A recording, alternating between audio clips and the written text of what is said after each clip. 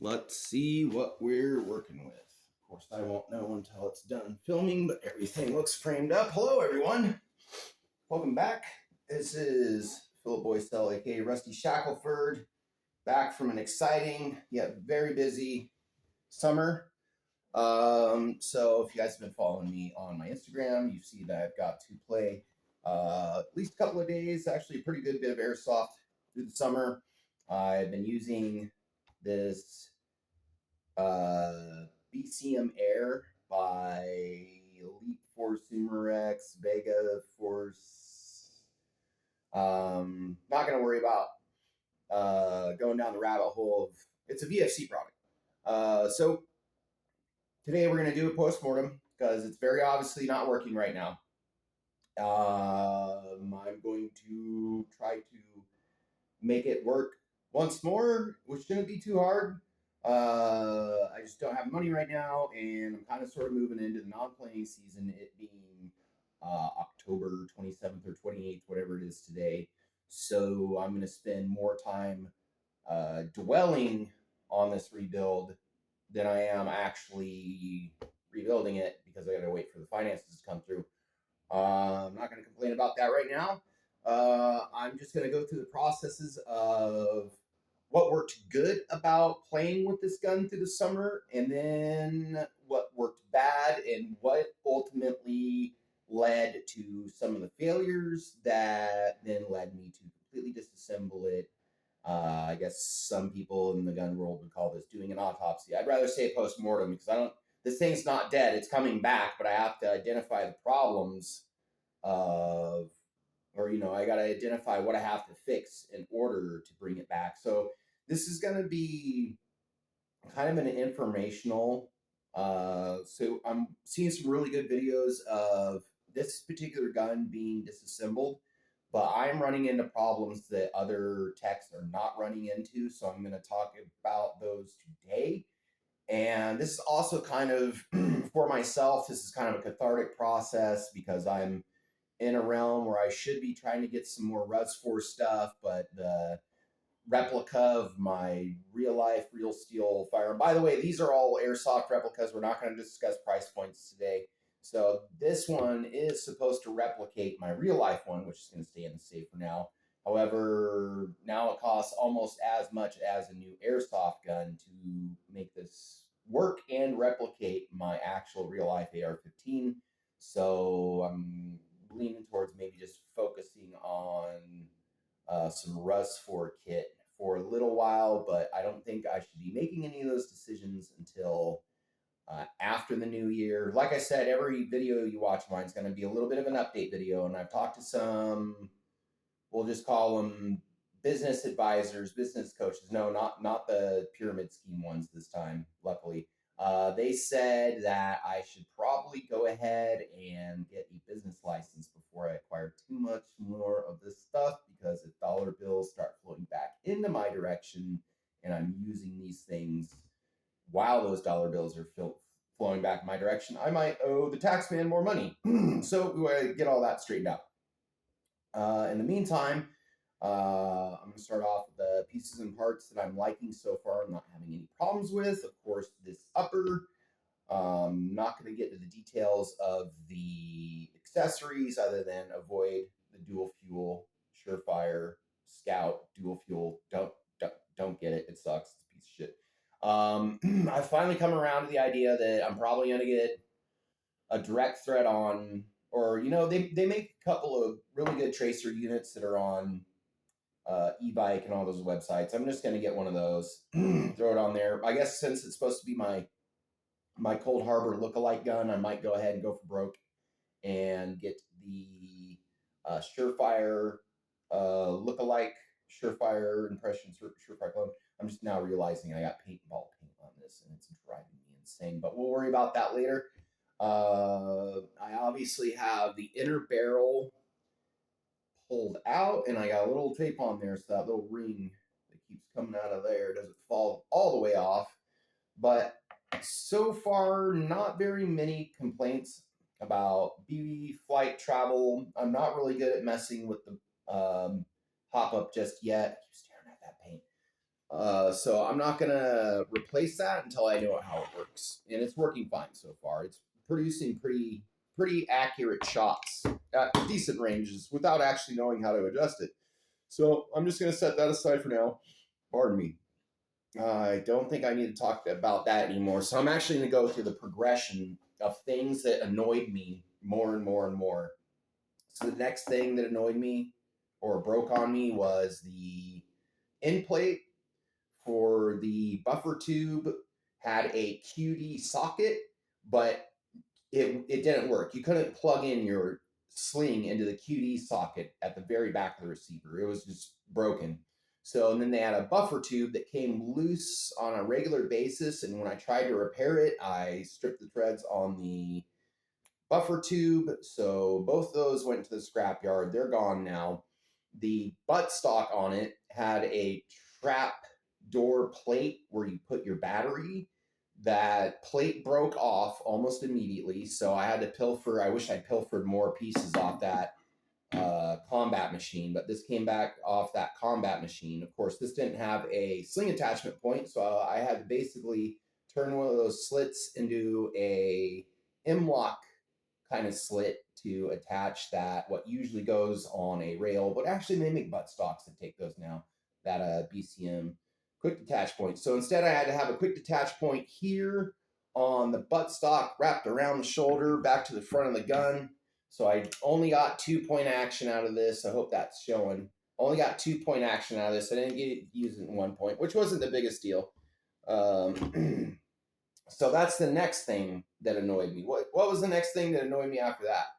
I think this has happened since I've made my last airsoft gun video. So, ended up on the field without my own batteries, and I got somebody else's batteries, and I don't know what the difference was, but I fried my fuse, so I had to replace my fuse. That really freaked me out because I thought I roasted my gearbox, but now that we're going down the line of travel of bigger and bigger problems, yeah, so we got fried fuse, replaced that fairly fast, fairly easily. But one problem that I was warned was going to happen on me was the little plate in there where the safety is. That'll break until this thing just swings around. And when you try to put it back on safe, it's not in safety mode. You still pull the trigger and it'll break or break a shot. Sorry, guys, I'm really tired. I tried to film this earlier this week. I've been sick and injured for 2 months straight. And the last time I tried to film this is a complete shit show. So yeah, I'm going to try to power through it. But that was the straw that broke the camel's back. And I actually found a lot more problems trying to fix this problem, which I've kind of fixed, but I don't trust that thing anymore. That's going bye-bye when I rebuild this. So in order to get to the safety, I had to pull these guys out. And in pulling these guys out, I found that my negative was fused. My negative coming off the gearbox was fused to my motor. And I tried to heat it up with a soldering iron. I tried to push it around. I finally just cut it. And now that one's bare. And I figured, okay, I could just solder that back together. Somebody recommended getting a new motor, which is I'm going to do. This is going to stick around as a magnet. Let's actually do this real quick. Get that back in there. I already complained about what I don't like about the small parts kit. I already complained about what I don't like, what happened with the buttstock buffer tube kind of stuff. Oh, you know what? I'm going to keep some of these aluminum parts around for a second. I don't have any complaints about this. This does just fine.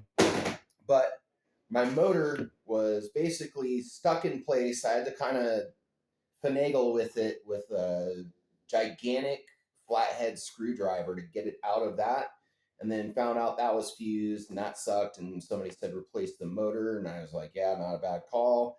And now I'm looking at the gearbox. I'm like, well, I'm going to at least have to do a soldering job there. But then I'm looking in the hole where the gear on the end of the motor goes into the gearbox and powers the gearbox. And that positive is right there and it's chewed up. I could see bare wires on the positive wire because it's right inside there, right where the motor is. So, is it going to get repaired? Yes. But is it going to get replaced first? Yes, actually. I'm just going to buy a whole new gearbox. Hopefully, it has the right quick change spring because this is supposed to be a 400 FPS or lower spring. This is 405 to 408, so not really great for most fields. So I'm gonna just replace the gearbox, and this is gonna become a project gearbox. I'm gonna learn how to put Deans on. I'm gonna learn how to rewire. I'm gonna put a different spring in here. But all of this cost literally as much as a new airsoft gun. So what is a boy to do? I don't know, but luckily I have time to figure that out. But yeah, this is going to become a project gearbox, and I'm just going to get, there's a slightly more expensive version of this that Umarex makes that's available on e-bike. I'm just going to get that. I got to put this back in there carefully because I don't want it to break. Thanks guys for bearing with me. Like, no kidding, the last 2 months and change of my life, almost 3 months now, I've been really rough. Just back-to-back injuries, sicknesses, way too busy. Things are finally starting to slow down now. Thank God, because I feel better. I'm really tired though. And once again, thank you for bearing with my tiredness. I want to point out something. So, full metal airsoft guns are cool. They got the real feel to them, but in order to keep the weight down and keep the price down, they use I don't know what type of aluminum, but they don't really anodize them quite as well as real firearms, even if it is the same aluminum as you'd use in a firearm. So I want to tell you guys about, actually, let me go grab that really quick. Aluminum black. If you don't watch a tech fix gouge marks on metal airsoft guns, you might not know about this. So I think everybody kind of argues about what the process is. What I found worked for me last night, and unfortunately I only got a little bit of mileage out of my heat gun before it broke on me. Oh, sorry, get that LBC out of the way. So aluminum black, what you do is you get some rubbing alcohol or denatured alcohol, and you clean up the surfaces of your metal parts on your airsoft guns, or in some cases, real guns. It's actually meant for real guns. And you take some of this here aluminum black, and before you touch this guy, heat it up a little bit, get it nice and warm, so it's more of a receptacle for the chemicals that are in this stuff. And then you just take some of this stuff, dab it on a washcloth, wear gloves. Yeah, it'd be unfortunate if I just got some on me without gloves just now. It's not super caustic, but you know, we could talk shop safety later on in the video.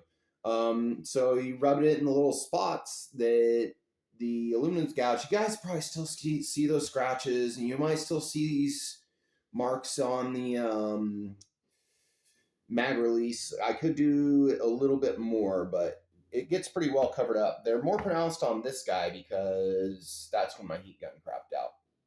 So that's the last little tidbit for working on this gun. Yeah. So actually, let's circle back around to fun stuff. So I am gonna update the optics package and flashlight and muzzle device on this. We're gonna go red dot of some sort. We're gonna keep it packed. Maybe get a black one. I'm gonna get like a not very super high riser to bring these items up.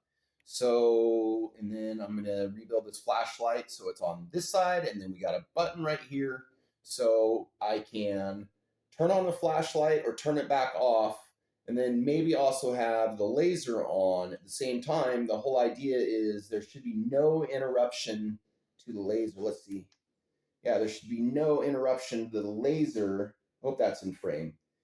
If I build this all out right, and it's not super problematic right now.